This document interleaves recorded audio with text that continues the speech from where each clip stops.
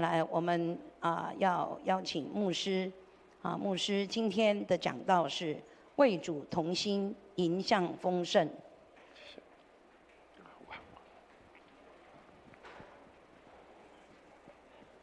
各位兄弟姊妹，大家平安，真欢喜，咱今仔日迎至教会设教48周年，自1976年开始，今年是2024哈，2年后我们要迎接50喜年，这是我们大大的日子，因为神应许在50喜年，让我们用感恩的心献上为祭所以呢，我们先邀请大家给隔壁来祝福一下，用台语还是华语说“富强盛会生日快乐”，给大家隔壁祝福一下好不好？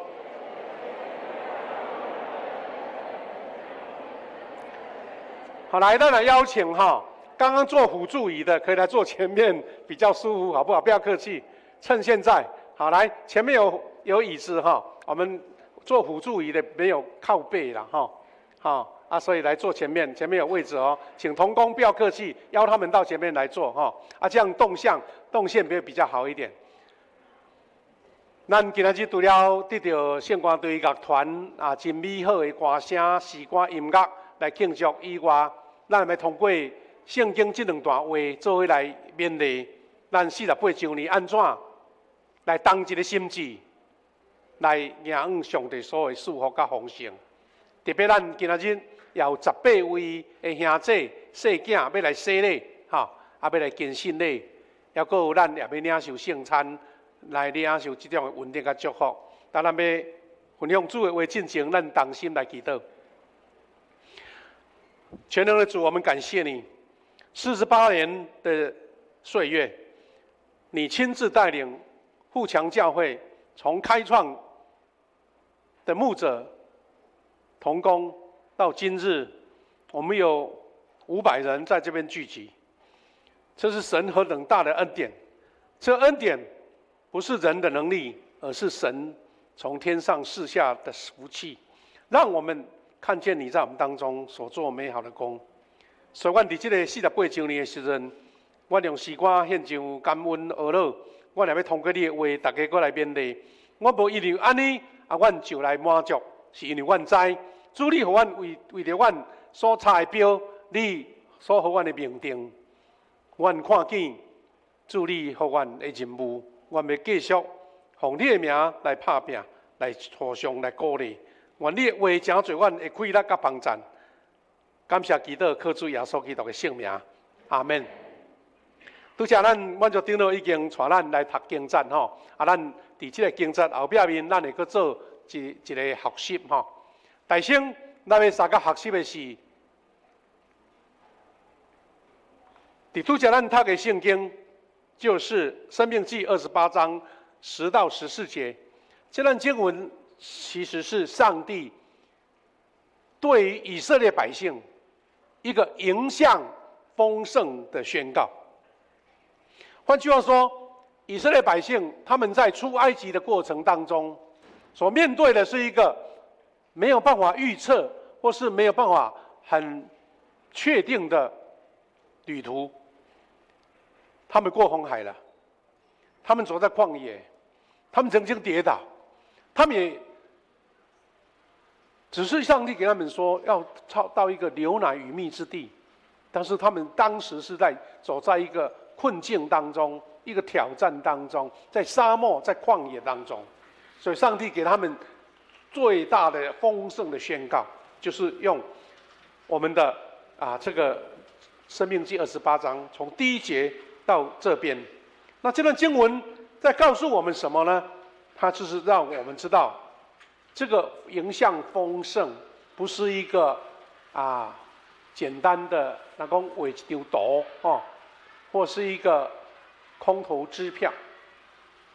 上帝告诉以色列百姓说：“你们要得到这些丰盛，你们一定要遵守我跟你们的约定。”所以，上帝在西奈山宣布10条诫，上帝通过摩西来颁布最多的诫命，意思是上帝要将恩典亲像一个轨道，也是亲像一个咱讲一个后事管或是一个管道，来送给所有的百姓，但是你要按照这个轨道，按照这个管路，你们才得到丰盛，要不然你们偏差了上帝所赐的恩典，他们没有办法去经历。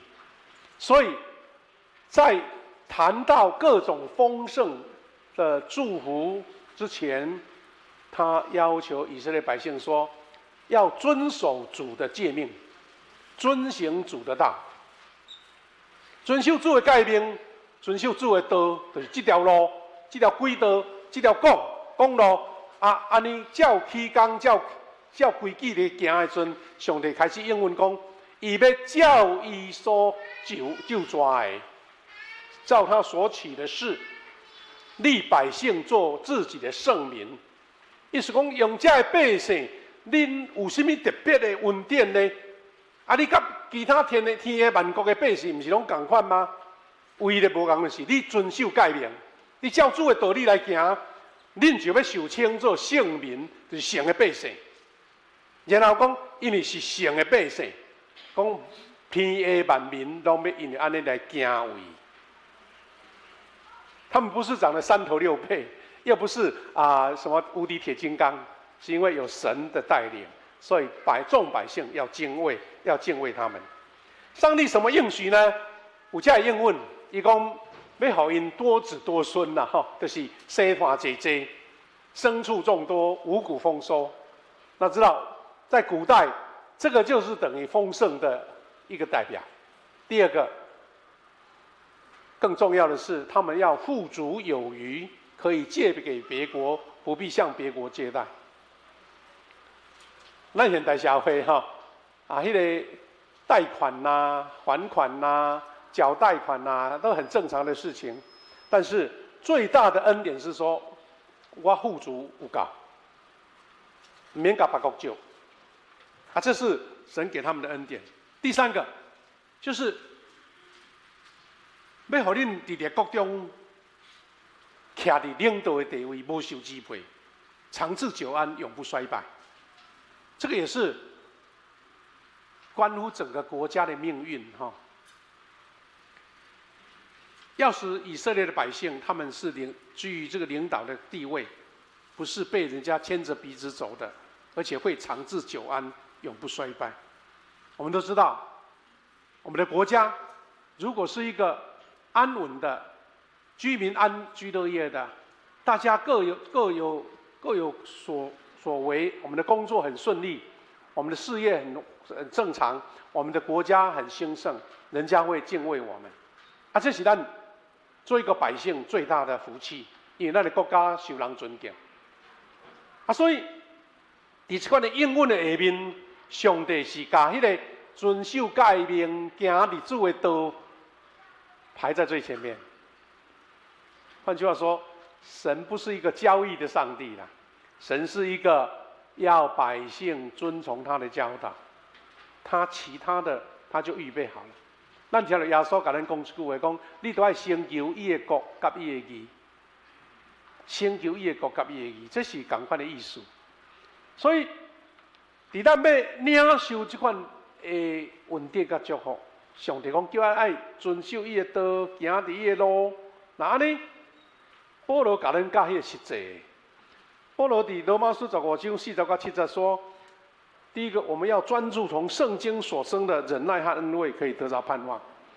我们活在这个属世的世界，很多的挑战跟不可预期的事情都会在我们前面发生。但什么事情是让我们有底气呢？什么是让我们有这样的坚定的信心呢？是因为我们研读圣经，圣经所生的忍耐跟盼望，让忍耐跟安慰，我们就得到盼望。即使眼前的是困境，眼前的路不清楚，我们没有办法掌握，但是因为有圣经给我们的教导，我们就有信心。这是保罗给我们的提醒。第二个，我们要彼此同心，向往基督耶稣，一心一口荣耀上帝。保罗给我们最大的提醒，除了从圣经得忍耐跟盼望以外，他说：你们要同心。一个团体若无同心，较高的人拢袂当发挥啦。我们一个教会弟兄姐妹，无论是多棒的人才在这个当中。保罗说：“你们要同心，要效法基督。基督就是他为我们牺牲，他愿意摆上一切。我们要领受圣餐，就是在见证主耶稣基督的恩典。而且他说：一心一口荣耀上帝。我们要同心来赞美神。我们的圣歌队，我们的乐团，在指挥的教导之下，50-60个人，就是一心一口。弟兄姐妹，我们在服侍主，能够达到这个境界，那我们在庆祝50禧年，我们发现说，这个是最大的礼物，因为我们彼此同心，一心一口。还有一个，彼此接纳，如同基督接纳你们一样，只荣耀归于上帝。接纳的意思是愿意看见对方的需要，接纳的意思是知道，可能我的社会地位比你高，可能我的经济比你强，但是不是这个比照或是上跟下的一个借口，而是因为我看见在你身上看见耶稣基督给我的使命。这也是为什么我们在推动幸福小组，我们说我们特别要摆了那么多的礼拜，5-6个礼拜、7-8个礼拜，是为了要尊荣咱家的慕道友，让他知道说，我们为了你，我们要学习主耶稣基督接纳你，愿将神的爱传扬给你，因为我们要荣耀神。所以弟兄姐妹，我们要迎接50禧年，是要迎接一个丰盛的50禧年。这个丰盛，我们不要误会，以为说好像是世俗上的财富啦，世俗上那些数字啦，不是，而是丰盛是一个生命的丰盛。我们看看，从28章《申命记》28章第1节开始，上帝怎么样把这个丰盛的应许来交代给以色列百姓？他说，要听从主上帝，切实遵行他一切的诫命。这个在咱拄则10节已经有讲过，第1节开始就讲啊，听从主上帝，切实遵行他的诫命，他就要使你们的国家强大。国家是一个最大的单位嘛，那一个教会、一个家庭，同样的意思。所以他说，以下的福就必追随你。意思是说，他把第1节、第2节交代完，就是听从主上帝应许，遵循他的诫命之后，这些恩典就是随着后面，跟前面牧师讲的第10节到第14节有好像互相对比的感觉哈。好，遵守主命，走在神的道路。第一个，他要得蒙恩的环境。28章3节、4节、8节，他说，在城里蒙福，在田间也蒙福，生所生的、地所产的、牲畜所下的，都必蒙福。蒙福、蒙恩，是因为这个环境我是走在神的恩典，而遵守主的诫命。第二个，有充足的食物。我们知道，现在丰衣足食，我们没有感觉到不够吃那一种感觉，但是以古代在那个时代，只要你天气不好、气候不好，欠收啦，无丰收，你就要巴肚。现在真多国家他们都有一些百姓都活在贫穷线下面，因为国家不安定，有内战，甚至整个的各种环境、水利设施啦、农业都不够，所以常常会缺乏饿肚子。所以他这边应许充足的食物，他说筐子和揣面盆都必蒙福，出也蒙福，入也蒙福，在仓房及手所办的事上，耶和华所命的福必临到你。咱常常用一句话给我们的朋友祝福说：祝你出也蒙福，入也蒙福。咱甲隔壁有那个祝福一句好不好？你出也蒙福，入也蒙福。好，我们不要把它当成就是一个应酬的话，场面话。请记得，在神的恩典之下，你要出也蒙福，入也蒙福。你在仓房及手所办的事上，耶和华必跟你同在。还有一个重点，这样的福是保守国境平安的福了。这段话很有意思，他说：“仇敌攻击，耶和华使他们被杀败。他们从一条路来攻击你，必从7条路逃跑。一条路你嘛要甲你攻击，啊，到最后是走7条路。7条路什么意思？就是落荒而逃嘛，对不对？落荒而逃。那这个当然是字面上在讲一个国家遇到敌人。”遇到军队，但其实我们也可以延伸到我们自己的生活、工作、事业，因为当负面的挑战在临到你的时候，你可能会紧张，你可能遇到很多的挫折，但是神说，当他跟你同在的时候，一条路攻击，要7条路逃跑，7条路逃跑，就四面八方没有地方他能得胜。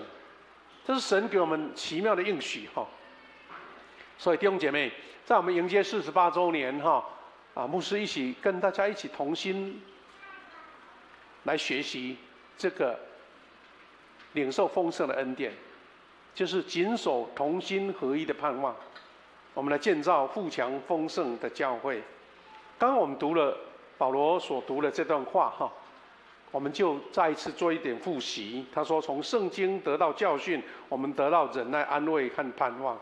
他叫我们一心一口，要彼此接纳。那我们从这段经文里面，我们一起来，实际上在富强教会，我们一起要努力的方向是什么呢？第一个，我们期待富强人有共同、满有盼望的意向跟目标。满有盼望跟意向，意思就是说，那不是一日过一日的，我们把目标定在那边，不是挂口号、挂看板，是讲我要甲达成，我要甲达成，我要往这个目标来甲完成。怎么完成呢？有几项的勉励。第一个，我们要照保罗所给我们的勉励说，专注圣经真理的教导，专注圣经真理的教导。为什么呢？这是我们的基本功。现在巴黎的奥运会现在还在进行当中，听说今晚就要结束了。当我们台湾的选手出去比赛的时候，得胜我们给他们拍掌，失败了我们就跟他说：你努力了，你尽力了，鼓励他。换句话说，这些在世界最高的运动的殿堂里面，你一小小的闪失就失败了。所以基督徒要怎么样经历这样神的丰富恩典呢？你要扎实在我们信仰的根基上面，那就是圣经的真理。我们教会呢，定下咧鼓励就对啦。你有可能想讲牧师有够烦的啊，定下讲，无讲都袂使啊。因为我们要钻研真道，所以我们有读查经班。我们一起小组的查经，我们有读经，一年把一本圣经读完。我们还鼓励弟兄姐妹来抄圣经，现在在努力抄诗篇150篇。那这个是为了什么？不是为了形式上的成绩啦，而是因为我们要从基督徒身上建立基本的、最扎实的，成为灵命丰盛的教会。那个灵命不是实际上的数字。而是每一个基督徒都是算是一个勇敢的战士，真理的战士。我们每一年都举办门徒学校，今年有好几十位结业。我们这几个礼拜，咱的周伯弄虾因家学员所写的见证。经过这一些课程，你会发现说，他对真理的基本了解了。他对自己的信仰跟目标有产生了一个方向。第二个，我们一起努力的方向是富强人，我们一起努力成为积极传福音的教会。积极传福音的教会，有两句标语真重要伊讲传福音不是事工之一啦，讲几十项、几百项的项，其中一项叫做传福音，不是。伊讲传福音就是火车头的事工，咱知影一架车要走，吼，咱的高铁吼，基本是用电的啦，吼，啊，电的当然那个动力就是整个电嘛，吼。但是传统的火车哈，如果没有那个火车头，它来带整个车厢，那个一下车厢的停底下袂叮当，吼，煞袂行啦。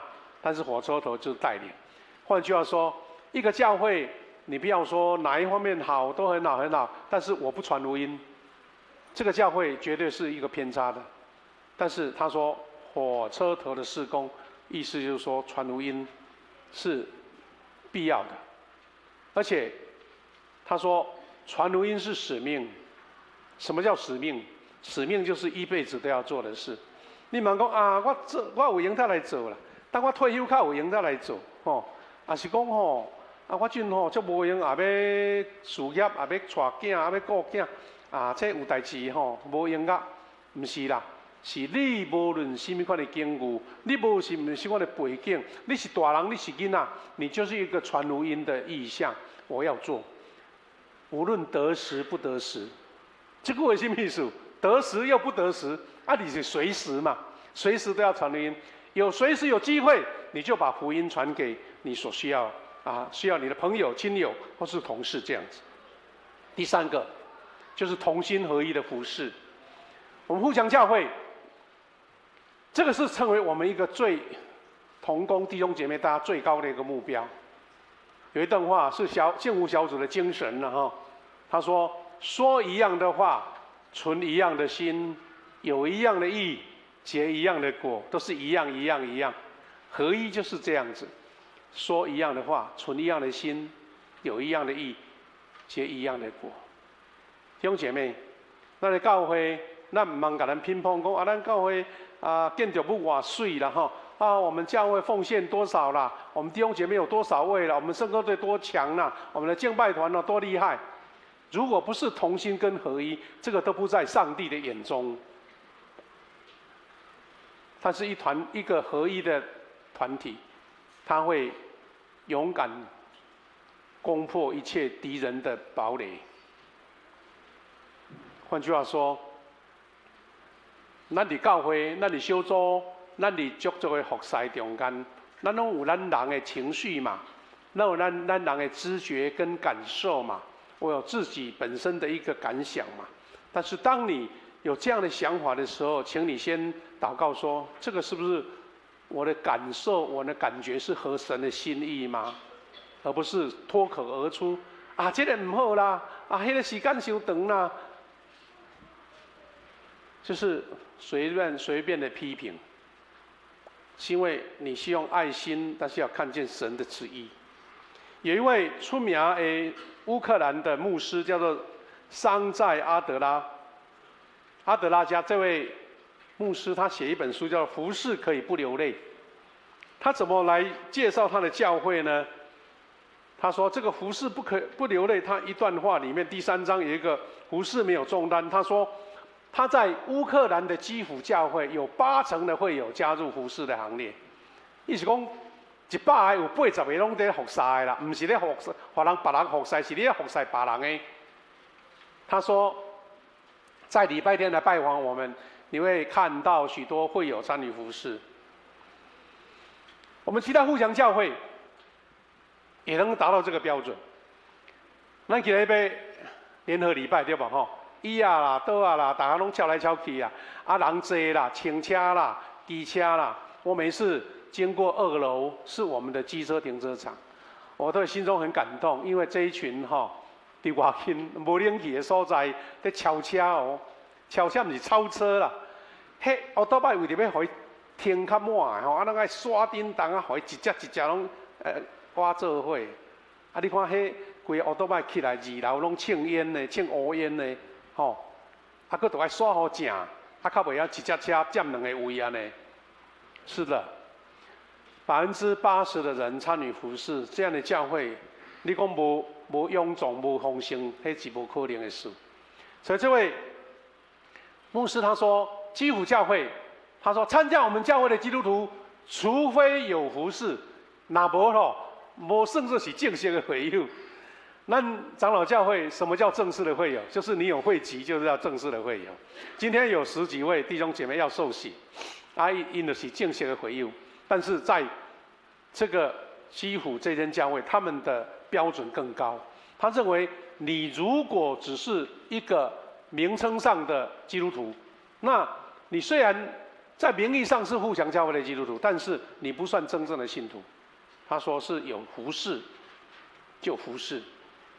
他不是分级啦，把你爬下去，不是，他是说我要把我的会友的程序提高到这种境界。我感觉咱富强教会要有80%参加服侍，应该若认真甲算，应该要有哦。那安尼其他的兄弟你想法嘛讲，哎呀，遐侪服侍咱有服侍团队，咱有小组，咱有足多遐各种的团队我敢无一项有合我的吗？所以这位牧师就鼓励说，他鼓励每一个上帝带进教会的人，都能发现自己的潜能，好成为某项侍奉的同工或领袖。意思是，你不要以为你来服侍是教会欠你的，不是啦，是神要给你恩典。所以服侍的最初的心态就是，我愿意服侍是因为神给我这个机会。当你有这样的心的时候，你会发现，迄服侍足快乐，有服侍足感恩，有人给你安排事工，你感觉足欢喜安尼所以保罗给我们的勉励，我们在48周年的时候，大家一起同心说，我们要持守合一的传统。富强教会48年来，从第一任的牧师长职到现在，我们以这样合一成为我们最大的资产。咱上大的价值就是合一。我们从历代圣徒的典范，我们就富强教会侍奉团队，都能传承这个尊贵的合一精神。虽然听过一句俗语啦，这句俗语咱常听过，伊讲一个成功的事业，袂当代替一个破碎分裂的家庭。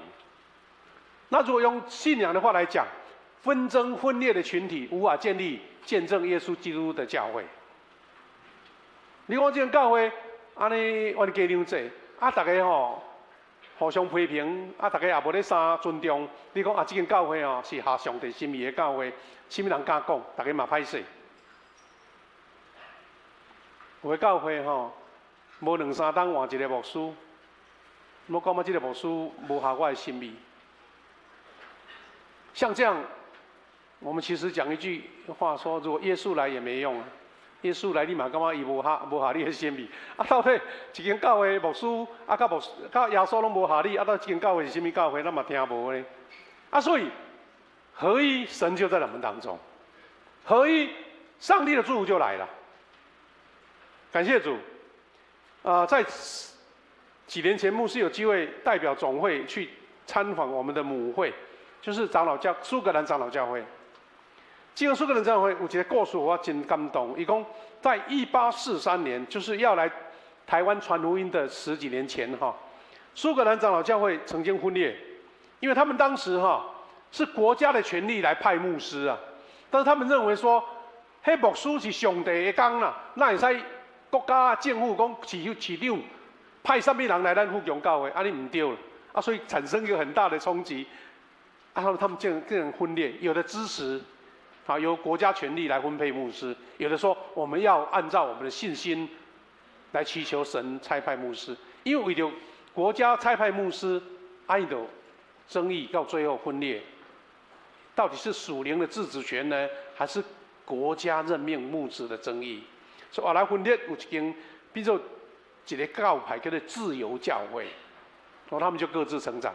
他们后来发现说，为了这样的教会体制产生冲突跟分裂是不对的，所以他们在1908年、1929年，他们就重新合一了，重新合一。这是苏格兰教会他们的会徽啦，在那个爱丁堡那个所在。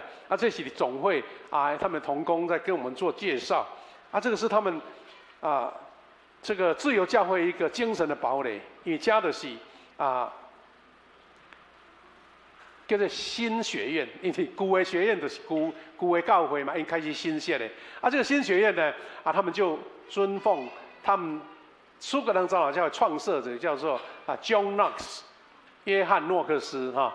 伫下面迄乌乌，因为迄所在因拢用个石头砌的厝啊，所以迄壁拢乌乌吼。伫咧右下边有一个 John Knox 的雕像这样子。这间是因为整个大礼堂哦，它可以坐1000多人。当时哦，在1910年，全世界的基督教集合在这边，代表来举行一个爱丁堡会议。迄讲说后来咱叫做世界普世基督教协会的一个开头啦，它是对苏格兰长老教会这个地方开始的吼。